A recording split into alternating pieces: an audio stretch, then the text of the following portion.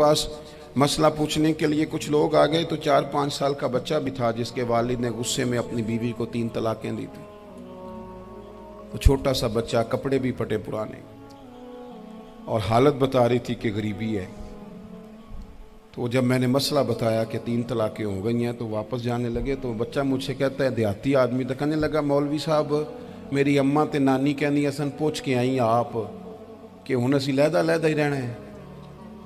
तो उस बच्चे की नौनिहाल की वो कैफियत देखी तो मैं रो पड़ा। मैंने कहा यार ये बच्चा बेचारा माँ बाप के होते हुए ये यतीमों जैसी ज़िंदगी गुजारेगा क्योंकि बाप ने तलाक दे दी। किस तरह मसाइल नहीं बताए लोगों को, तालीम से आगाह ही नहीं किया। और इसमें बहुत बड़ा जुल्म है उन लोगों का भी जो जनाजे पे खड़े होके तो कह देते हैं, मेरी तरह के लोग अच्छे उलमा की बात नहीं करता, वो कह देते हैं देखो जी लोगों को जनाजा नहीं आता। भैया आपने किस दिन इशा के बाद क्लास लगाई थी जनाजा सिखाने की? ये तो आपने कह दिया लोगों को कुरान जी ठीक नहीं आता। तो यहाँ तो बेचारी बीबियाँ जिनको सही पढ़ना नहीं आता वो मिशन बना लेती हैं कि मैंने इतने 100 को कुरान पाक पढ़ाना है, बेवा हो गई हूँ, तलाक याफ्ता हो गई हूँ, सारी जिंदगी कुरान पढ़ाऊंगी। हम क्यों ये मिशन नहीं बनाते, क्यों इस तरफ सफ़र नहीं करते? एक तो दीनी मालूमात में, दीनी उलूम में अपने आप को लगाएं और ज़ौक़ पैदा करें कि जो चीज़ें मुझे नहीं आती मैंने वो सीखनी है, जो मामलात मुझे नहीं आते मैंने उनकी तरफ सफ़र करना है। एक तो अपना ये मिजाज बनाएं। और जब आप दीनी उलूम सीखते हैं तो पता है कौन सा मंजर कायम होता है? मंजर वो बनता है कि हज़रत अबू हुरैरा भी दीन सीखा करते थे, हज़रत अब्दुल्ला इब्न उमर भी असहाबे सुफ़ा में रहा करते थे, हज़रत अनस बिन मालिक भी रहा करते थे। और ऐसा मंजर बनता है कि हज़रत सैयदा खदीजतुल कुबरा रज़ी अल्लाह तआला अन्हा फरमाती हैं, सैयदा फातिमा हुजूर की गोद में बैठी होती थी और नबी पाक से बातें पूछती थी और हुजूर उन्हें बता रहे होते थे। सैयदा आयशा हुजूर से दीन की बातें पूछती। चौथा हिस्सा हमारी फ़िक़्ह के उसूल हज़रत फातिमा की, हज़रत आयशा सिद्दीक़ा की मरवियात पर मबनी है।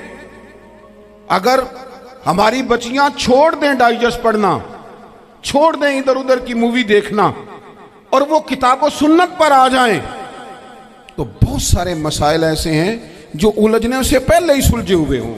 दीनी तालीम का मिजाज और ज़ौक़। और दूसरी आयत करीमा मैंने तिलावत की, अल्लाह करीम ने कुरान मजीद में फरमाया, या अय्युहल्लज़ीना आमनू कू अनफुसकुम व अहलीकुम नारा, ईमान वालों खुद भी दोज़ख की आग से बचो और अपने घर वालों को भी बचाओ।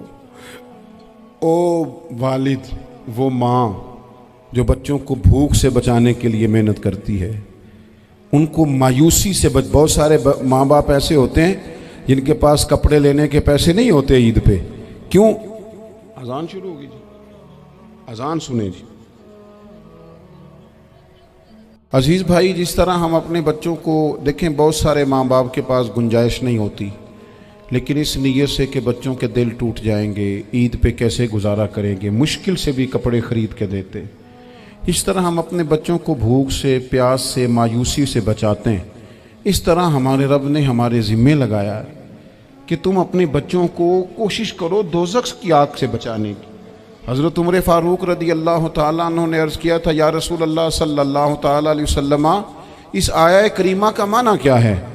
तो महबूब करीम अलैहिस्सलाम ने फरमाया, उमर, जिन चीज़ों का अल्लाह तुम्हें हुक्म देता है तुम अपने घर वालों को उन चीज़ों का हुक्म दो, जिन चीज़ों से रब रसूल तुम्हें मना करते हैं अपने घर वालों को उनसे रोको। अपने घर के अंदर निफाज़े दीन करने की कोशिश करो। मेरे भाई, बहुत ज़्यादा आजमाइश है हमारे घरों में, बेचैनियाँ हैं, इस्तराब है, बच्चों में सख्ती है, बहन भाई एक दूसरे के साथ लड़ते हैं, मिजाजों में तलखी आ गई। क्यों भला? इसलिए कि माँ बाप को जो बेहतरीन किरदार और जो हसीन तरीका घर में अपनाना चाहिए था, बच्चे तकरीर बाहर से सुनते हैं लेकिन वो फॉलो अपने माँ बाप को करते हैं। अगर माँ बाप में हौसला हो, सब्र हो, इत्मीनान हो, खुददारी हो, थोड़े पर गुजारा करने का मिजाज हो। देखे ना, आज डिप्रेशन है, टेंशन है, पैनिक अटैक्स हैं, बड़ी सारी चीज़ें आ गई हैं। क्यों भला? सब्र नहीं, तहम्मुल नहीं, बुर्दबारी नहीं। आजमाए। एक दिन एक बच्चा मेरे पास आ गया मदरसे का और आके वो रोने लगा। میرے گھر والے کہنے لگے کھانا چھوڑ دیں پہلے اس کی بات سن لے. میں نے کہا پتر کیا ہوا, کسی نے مارا ہے کسی استاد نے؟ کہنے لگے نہیں حضرت, گھر فون کیا تھا تو میری اماں اور ابا کی لڑائی ہو رہی ہے. بچہ کانپ رہا ہے, ٹانگیں کانپ رہی ہیں. میں نے کہا کیا ہو کیا گیا تمہیں پتر, لڑائی ہو رہی ہے تو گھروں میں ہو ہی جاتی ہے. کہنے لگے نہیں آپ کو پتہ نہیں وہ بڑا سخت لڑتے ہیں. میرے والد جب میری والدہ کو مارنے کے لیے آگے بڑھتے ہیں تو ہم سارے چار پنجوں کے نیچے چھپ جاتے ہیں, ہمیں خوف آتا ہے, وہ منظر خطرناک ہوتا ہے. یہ کون تکلیف دے رہا ہے اپنے بچوں کو؟ یہاں بیٹھے ہمارے ہاں میلوں دور رہتے تھے اس کے گھر والے, تو وہ تکلیف میں تھا, تو گھر میں کیا کیفیت ہوگی؟ اگر حوصلہ ہو, صبر ہو, قناعت ہو, اللہ کے دیے ہوئے تھوڑے رزق پر ہمیں راضی رہنا آتا ہو, ہمارے گھروں میں سکون آئے, اطمینان آئے, ہم جو زندگی بڑی خوشی خوشی گزار سکتے ہیں. ہمارے مزاجوں کا لالچ, ہماری طبیعتوں کی بے راہ روی, ہماری جھوٹی انا کا بت, ان ساری چیزوں کو ختم کر دیتا ہے.